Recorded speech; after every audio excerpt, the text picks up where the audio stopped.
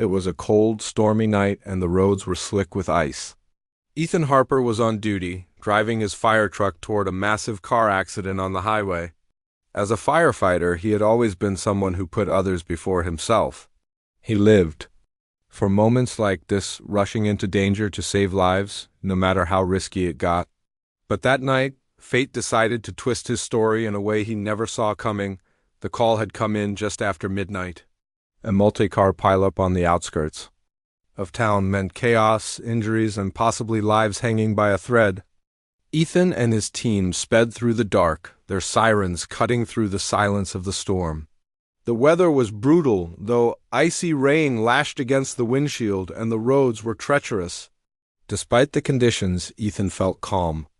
This was what he was trained for, what he lived for, but then, out of nowhere, disaster struck. A patch of black ice sent the heavy fire truck skidding off the road.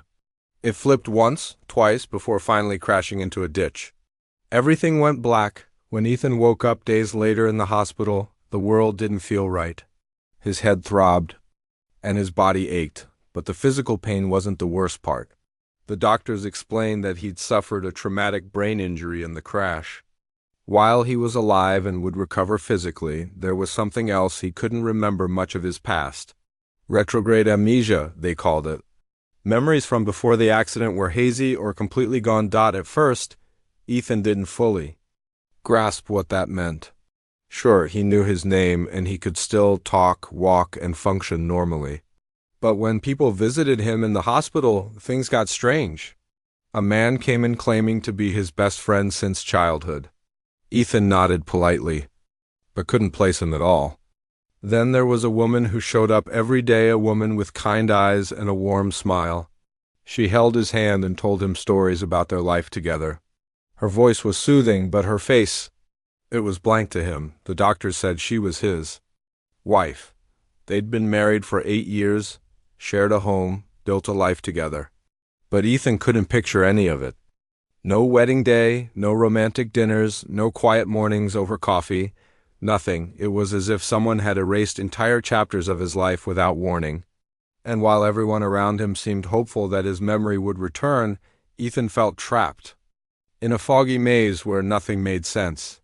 The woman, his wife, tried not to let her disappointment show. She brought photo albums to his bedside, flipping through pictures of vacations, birthdays, and family gatherings. "This is us at the beach," she'd say, pointing to a snapshot of them laughing under a bright sun. Or, "Here's Lila's first birthday, you wouldn't stop taking pictures." Each story was meant to jog his memory, to help him reconnect with the life he'd lost. But no matter how hard he stared at those photos, they felt like scenes from someone else's movie. What made things even harder was watching her try so hard to stay positive. Every day she came to the hospital with fresh hope, telling him jokes to lighten the mood or sharing funny stories about their kids. But Ethan could see the sadness behind her smile. He wanted to comfort her, to tell her everything would be okay, but how could he promise something he wasn't sure of himself? How could he reassure her when he barely recognized her? There was one thing Ethan did recognize immediately, though: his children. 2 little faces lit up his hospital room whenever they walked in. Layla, the older one, was 6 years old, with big brown eyes that sparkled with curiosity. Noah, her younger brother, was 4, with mischievous blue eyes that matched Ethan's own. From the moment they hugged him, Ethan felt a connection he couldn't explain. These were his kids, there was no doubt about it. Their giggles, their hugs, their endless questions, they grounded him in a way nothing else could. Even though he couldn't recall specific memories of playing catch with Noah or reading bedtime stories to Layla, their presence felt natural. They weren't strangers. They were pieces of him, pieces of his heart. Watching them play together, bickering over toys or racing down the hospital hallway, gave Ethan a sense of purpose. If nothing else, he knew he loved them. That much was clear. Still, there was a gap between him and their mother, the woman who stood beside them, holding their hands, loving them fiercely. She was a mystery to him, a puzzle he desperately wanted to solve. Yet every time he looked at her, trying to piece together fragments of their past, He came up empty one evening as the kids settled into bed in the small room the hospital provided. For families, Ethan sat alone, staring out the window. The storm outside had passed, leaving behind a crisp, clear night sky. Stars twinkled faintly in the distance, and for a moment, he wondered if his memories were hiding somewhere out there, waiting to find their way back to him. He turned his attention to his wife, who sat quietly in the corner, flipping through another photo album. She glanced up and caught him looking at her. For a brief second, their eyes met, and Ethan felt something stir inside him. It wasn't recognition exactly, but maybe possibility. Maybe remembering wasn't just about forcing his brain to retrieve old images. Maybe it was about seeing her differently, letting himself feel instead of think. As he drifted off to sleep that night, Ethan realized something important. Even if he never remembered her face, he already knew her through their children. Through their laughter, their quirks, their very existence. And maybe, just maybe, that was enough to start rebuilding what he'd lost. The days turned into weeks, and Ethan slowly began adjusting to his new reality. Life at home was different now, quieter, heavier. His wife did her best to keep things normal for the kids, but there was an unspoken tension in the air. Every time she smiled or laughed, it felt like she was putting on a brave face. Ethan could see it, even if he couldn't fully understand why. He wanted to reach out, to bridge the gap between them. But how do you comfort someone when you barely know who they are? What kept him going were the kids. Layla and Noah became his anchors in a world that often felt confusing and unfamiliar. They didn't treat him any differently after the accident. To them, he was still their dad, the guy who made silly faces during breakfast, wrestled with them on lazy Sunday mornings, and told ridiculous bedtime stories that always ended with everyone giggling. Their innocence was a gift, a reminder of the life he still had, even if parts of it felt lost. Every morning, as sunlight streamed through the kitchen window, Ethan would sit at the table watching the kids eat cereal. Layla chattered nonstop about school, friends, and the latest cartoon she loved, while Noah pushed his spoon around the bowl, pretending to be a pirate hunting for treasure. Ethan soaked it all in their voices, their energy, their little quirks. It was comforting, grounding. These moments reminded him of who he was supposed to be, even if the details were fuzzy. But there was something else about the kids that fascinated Ethan more than anything else. Their eyes. Layla's big brown eyes sparkled with mischief, just like her mom's and Noah's bright blue eyes. They were a mirror image of his own. Whenever Ethan looked at them, he felt a strange stirring inside, a flicker of recognition that went beyond words. It was as if their eyes held pieces of his past, fragments of memories waiting to be pieced back together. One afternoon, while Ethan was helping Lila with her homework at the dining table, she suddenly stopped coloring and looked up at him. Her expression was serious, almost too grown-up for a 6-year-old. "Daddy," she said softly, "do you know why Mom cries sometimes?" Ethan froze, his pen hovering over the page. The question caught him off guard, not because it was unexpected, but because it cut straight to the heart of everything he'd been avoiding. He opened his mouth to respond, but before he could say anything, Noah chimed in from the living room where he was building blocks. "Because you don't remember her," he said matter-of-factly, like it was the simplest thing in the world. The room fell silent. Ethan stared at his son, then at Lila, whose wide eyes searched his face for answers. For a moment, he didn't know what to say. How do you explain something you don't fully understand yourself? Instead of responding, he forced a weak smile and ruffled Lila's hair. "Let's finish this picture, okay?" he said, trying to change the subject, but later that night, as he lay awake in bed staring at the ceiling, those words replayed in his mind over and over again. "Because you don't remember her." The simplicity of it hit him harder than any diagnosis or explanation ever could. His kids weren't upset about the accident itself. They understood accidents happen. What hurt them was seeing their mom struggle, watching her try so hard to hold everything together while he remained distant. Unsure of how to help, the next day, Ethan decided to dig deeper.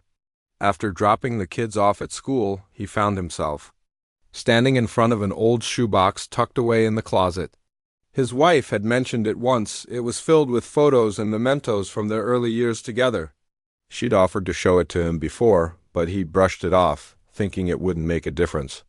Now, though, curiosity got the better of him. He carried the box to the kitchen table and started sifting through its contents. There were ticket stubs from concerts, dried flowers pressed between pages of a notebook, and countless photographs. Each one seemed to tell a story, capturing moments frozen in time. One photo in particular caught his eye, a candid shot of his wife laughing, her head tilted back, sunlight streaming across her face.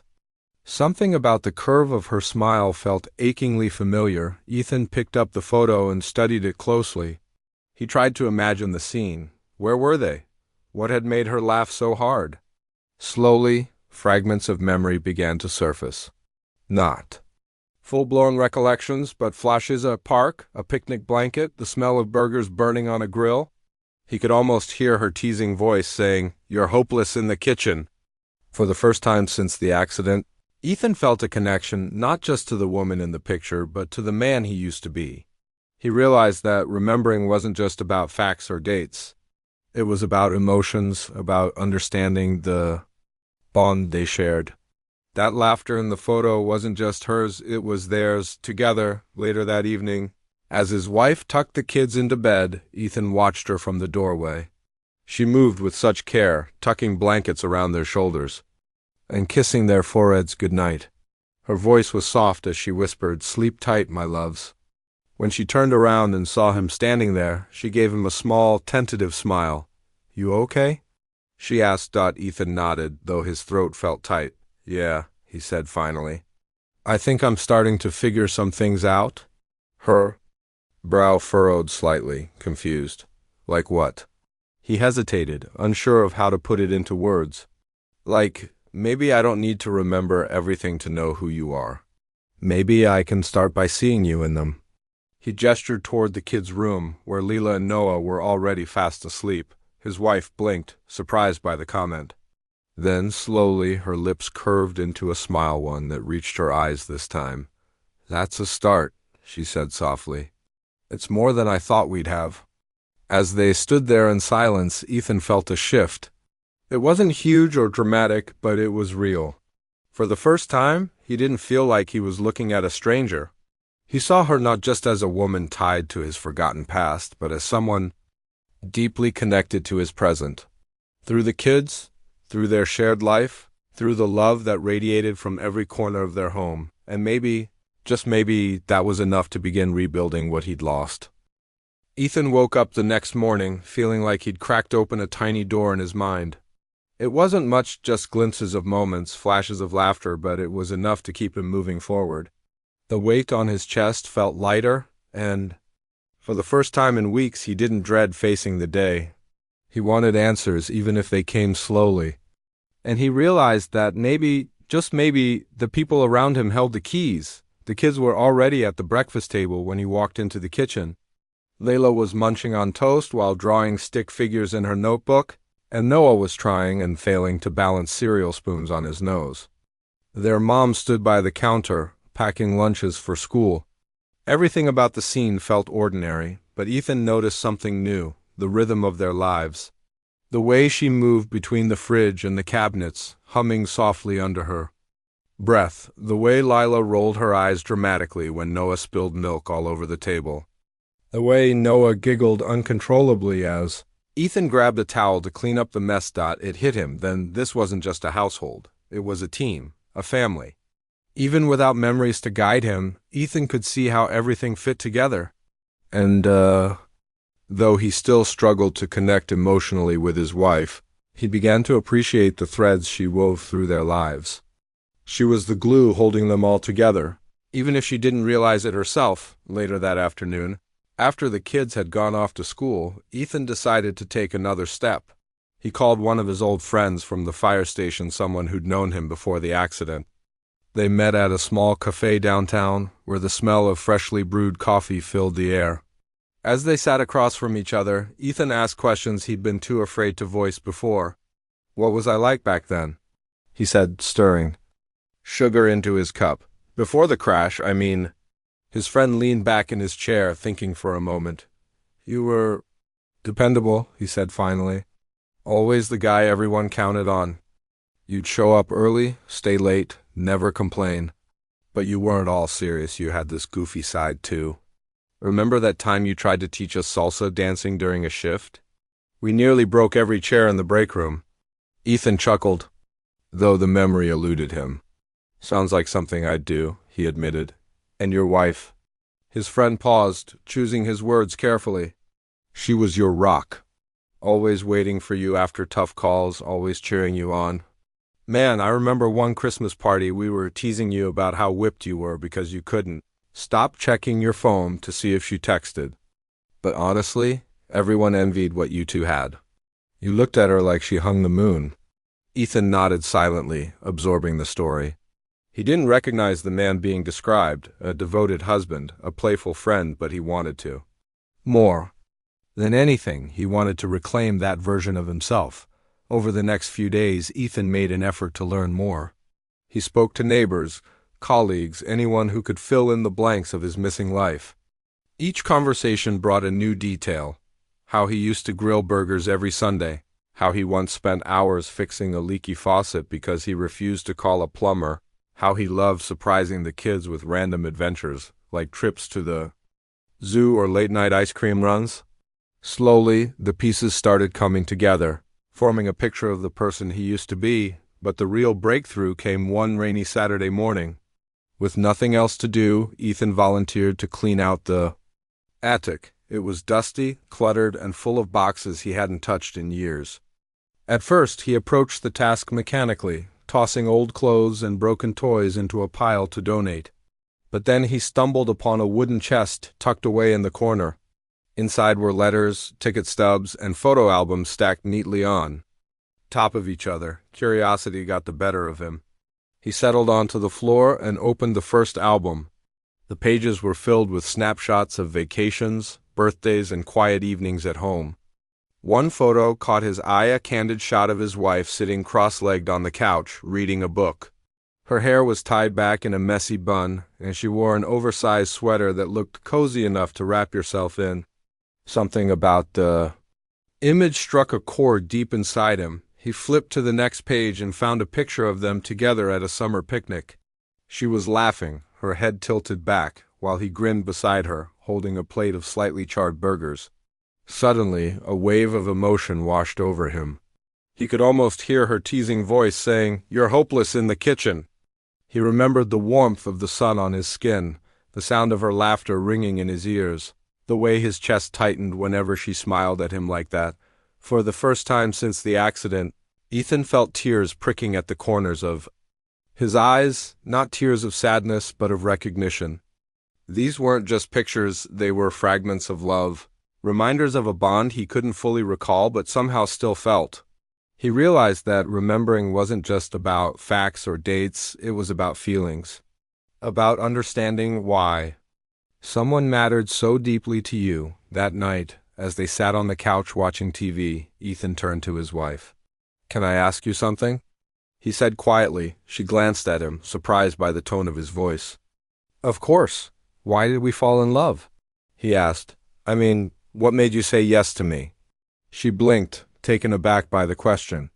Then, after a moment, she smiled, a soft, nostalgic smile that reached her eyes. "Because you saw me," she said simply. "Not just the surface stuff, but the real me, the messy, imperfect parts, and you loved me anyway." Her words lingered in the air, settling into Ethan's heart like sunlight breaking through clouds. He didn't respond. Right away, letting them sink in. For the first time, he understood that love wasn't just about shared memories. It was about seeing someone for who they truly were and choosing them. Again and again, as the evening wore on, Ethan found himself paying closer attention to the little things. The way she absent-mindedly tucked a strand of hair behind her ear when she was thinking. The way her face lit up when the kids ran into the room, excited to tell her about their day. The way she laughed not politely, but wholeheartedly, like the world couldn't contain her joy. And slowly, painfully, beautifully, Ethan began to see her not as a stranger but as the woman who had built a life with him. The woman who had stayed by his side even when he couldn't remember her face. The woman who deserved more than half a heart. By the end of the weekend, Ethan knew one thing for sure: rebuilding trust wouldn't happen overnight. There would be setbacks, frustrations, and moments when he felt like giving up. But he also knew that he owed it to her, to the kids, to himself to try. Because somewhere along the way, he'd started to feel something stir inside him. Something warm, something familiar. Something that felt an awful lot like hope. Ethan's journey wasn't smooth. It was more like climbing a mountain with loose rocks underfoot. Every step forward came with the risk of slipping back. But he was determined now, in a way he hadn't been before. He realized that rebuilding trust wasn't just about remembering. It was about feeling, about finding ways to connect again. Even when the memories were still hazy, the kids became his bridge. They didn't care that their dad couldn't recall every birthday party or bedtime story. To them, he was simply Dad, the guy who made pancakes on Saturday mornings and wrestled them on the living room floor until everyone collapsed in giggles. Leila and Noah had a way of pulling him into their world, reminding him what mattered most. Their laughter filled the house like sunlight streaming through a window, warming the corners where doubt and frustration often lingered. One evening, as they sat around the dinner table, Leila announced, "We should play board games tonight." Her eyes sparkled with excitement, and Noah immediately cheered in agreement. Ethan glanced at his wife, who gave him a small, encouraging nod. He smiled back, though inside he felt a flicker of nervousness. Family game nights used to be a tradition, she'd told him once, but he had no memory of them. What if he messed it up? What if he ruined the moment? Still, he pushed those thoughts aside. "All right," he said, trying to sound casual. "Let's do it." After dinner, they gathered in the living room. The coffee table was soon covered with colorful boards, cards, and dice. Leila picked her favorite game, a strategy one involving building castles, and started explaining the rules with the seriousness of a seasoned teacher. Ethan listened intently, nodding along, even though half of what she said went over his head. When it was his turn to roll the dice, he hesitated for a second, then grinned. "Okay, here goes nothing." As the game unfolded, something magical happened. For the first time in months, Ethan forgot to overthink things. He laughed freely, teasing Noah about his overly ambitious castle designs and groaning dramatically when Leila blocked his move. His wife joined in too, cheering for ridiculous plays and making silly faces whenever someone lost a round. The room buzzed with energy, alive with the kind of joy that only comes from being fully present with the people you love. By the end of the night, Ethan's cheeks hurt from smiling so much. As he tucked the kids into bed later, Leila hugged him tightly and whispered, "This was fun, Daddy. We should do it again." Her words stayed with him long after she drifted off to sleep. He realized that traditions weren't about perfection, they were about connection. About creating moments that stuck, even when the details faded, but not every day was easy. There were times when frustration bubbled over, moments when Ethan forgot something important: a date, a promise, a detail about their past. One afternoon, while helping Leila practice spelling words for school, he absent-mindedly mentioned a family trip to the beach. His wife froze mid-sentence, her expression tightening. "That was last summer," she said softly. "You don't remember?" Ethan's stomach sank. Of course he didn't remember. How could he? But seeing the look on her face made him feel guilty all the same. "I'm sorry," he muttered, rubbing the back of his neck. "I thought—" "It's okay," she interrupted quickly, forcing a smile. "It's not your fault, but it was his fault in a way. Or at least that's how it felt." He hated seeing the disappointment in her eyes, the quiet sadness she tried so hard to hide. It weighed on him, gnawing at his resolve. Was he ever going to get better? Or would this gap between them always remain? Later that night, as they lay in bed, Ethan turned to her. "I hate letting you down," he admitted, his voice barely above a whisper. "I know I'm not the person I used to be, and I can't change that, but I want to try. I need to try." She reached out, taking his hand in hers. "You're not letting me down," she said firmly. "You're here, aren't you? That's what matters. We'll figure this out together."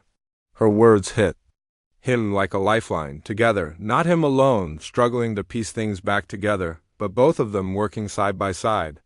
He realized then that rebuilding trust wasn't just his responsibility, it was theirs. And maybe that was the key. Over the next few weeks, they found new ways to connect. She encouraged him to write in a journal, jotting down thoughts and feelings as they came to him.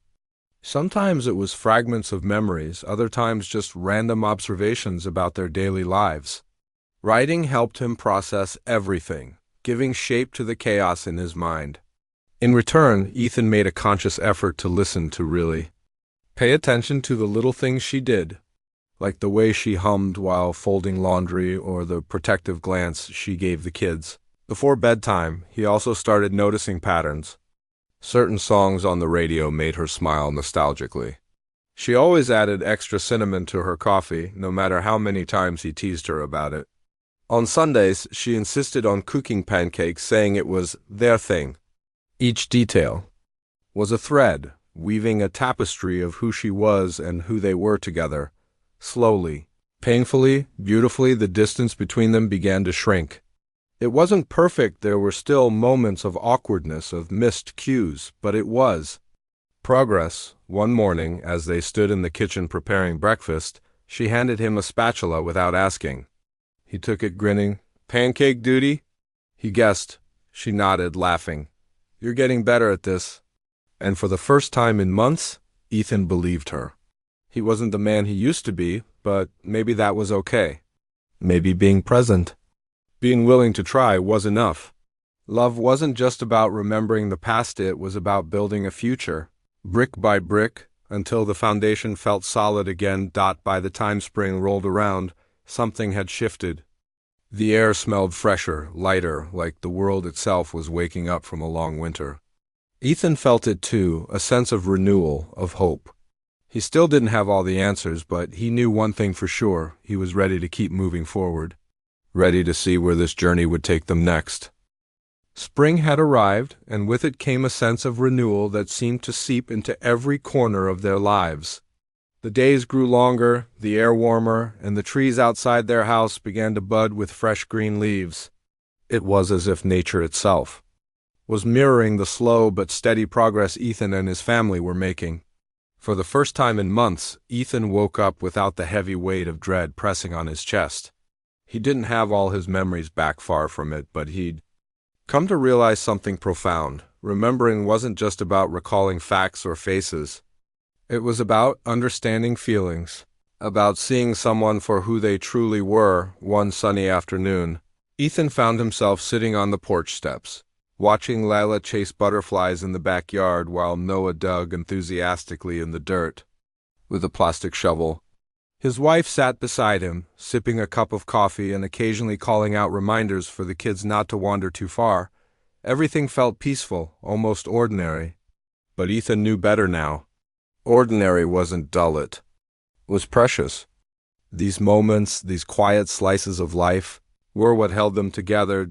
As he glanced at her profile, he noticed the way the sunlight caught the curve of her smile. It wasn't forced or strained anymore. It was genuine, easy. She looked content, and that realization made his heart swell. He turned to her and said softly, I think I finally get it." She raised an eyebrow, curious. "Get what?" He hesitated, searching for the right words. "It's not about remembering your face or even the details of our past. It's about seeing you in everything around me. In the way the kids laugh, in the home we've built, in the way you make me feel whole again." Her eyes widened slightly, surprised by the depth of his comment. Then, slowly, she smiled, a real, full-hearted smile that reached her eyes. "That's beautiful," she said quietly. "And maybe that's enough." Ethan nodded, feeling a lump rise in his throat. Enough. That word carried so much meaning. Enough to move forward, enough to let go of the guilt and frustration that had weighed him down for so long. Enough to trust that love could endure, even when memories faltered. The next day, they decided to take the kids to the park, a place they used to visit often before the accident. As they walked along the winding paths, Lila skipped ahead, pointing out squirrels and birds, while Noah clung to Ethan's hand, chattering excitedly about the clouds shaped like dinosaurs. Ethan couldn't help but notice how natural it all felt. Like this was where they belonged, as a unit, a team. A family. At one point, they stopped by a small pond surrounded by tall oak trees. Ducks paddled lazily across the water, and the sound of children laughing echoed in the distance. Ethan leaned against a bench, watching as his wife knelt beside Lila to help her toss breadcrumbs to the ducks. Her movements were effortless, loving. He realized then that she wasn't just a part of his life, she was his life. She was the thread that tied everything together, the anchor that kept them grounded. Later, as they sat on a blanket under the shade of a tree, Ethan pulled out a photo album he'd brought along. It was the same one he'd discovered in the attic weeks earlier, filled with pictures of their early years together. He flipped through the pages slowly, showing the kids snippets of their own history. "This is you two at the beach," he said, pointing to a picture of Lila building sandcastles while Noah toddled behind her. "And this is Daddy trying and failing to fly a kite." The kids erupted into giggles, and his wife laughed too, shaking her head. "Oh, I remember that day," she said. "You spent half the afternoon chasing that kite around the park. By the time you caught it, you were covered in mud." Ethan chuckled, though he didn't recall the incident. Still, hearing her recount the story felt familiar, comforting. It was as if her words painted a picture vivid enough to replace the missing memory. And maybe that was the beauty of it. He didn't need to remember every detail to feel connected. Their shared laughter, their mutual joy, was proof enough that they belonged to each other. That evening, as they drove home, Ethan found himself reflecting on how far they'd come. When he first woke up in the hospital, confused and lost, he never imagined he'd be here sitting in the car with his family, feeling a sense of peace he hadn't thought possible. Sure, there were still gaps in his memory, moments when frustration bubbled to the surface, but those moments no longer defined him. What mattered was the present, the life they were building together, day by day. Back at home, as the kids settled into bed, Ethan lingered in the doorway of their room, watching, then drift off to sleep. Layla hugged her stuffed bear tightly, murmuring something incoherent in her dreams, while Noah sprawled across his bed, one arm dangling off the side. Ethan felt a rush of gratitude not just for them, but for the woman waiting for him downstairs. The woman who had stood by him through everything, even when he couldn't remember her face, when he joined her in the living room. She was curled up on the couch, reading a book. She looked up as he entered, her expression softening. "How are you feeling?" she asked gently. "Good," he replied honestly. "Better than I have in a long time." She set the book aside and patted the cushion beside her. He sat down, leaning back against the couch. For a while, they sat in comfortable silence, listening to the faint hum of the ceiling fan overhead. Then, without warning, she rested her head on his shoulder. It was such a simple gesture, yet it meant everything. Ethan wrapped an arm around her, pulling her close. "I'm sorry it took me so long to see you," he whispered, his voice thick with emotion. "To really see you." She tilted her head to look at him, her eyes glistening with unshed tears. "You're here now," she said softly. "That's all that matters." In that moment, Ethan understood something he hadn't before. Love wasn't about perfection or remembering every detail. It was about resilience, about choosing to stay even when things got hard, about finding beauty in the broken pieces, and piecing them back together until they formed something new, something stronger. As the night wore on, Ethan felt a deep sense of calm settle over him. He knew the road ahead wouldn't always be smooth. There would be challenges, setbacks, moments when doubt crept in. But he also knew they'd face them together. Because they weren't just rebuilding a life, they were creating one. Brick by brick, memory by memory, heartbeat by heartbeat. And for the first time in months, Ethan felt truly hopeful. Hopeful that the man he used to be wasn't lost forever. Hopeful that the man he was becoming was exactly who he needed to be for his kids, for his wife, for himself. Outside, the stars twinkled brightly in the clear night sky. Ethan stared out the window, marveling at their constancy. No matter how dark the world became, they remained steadfast, guiding travelers through the unknown. Just like the people he loved most, for Ethan, the journey wasn't over. But he was ready to keep walking, step by step, toward whatever lay ahead. After all, he had everything he needed right here with him.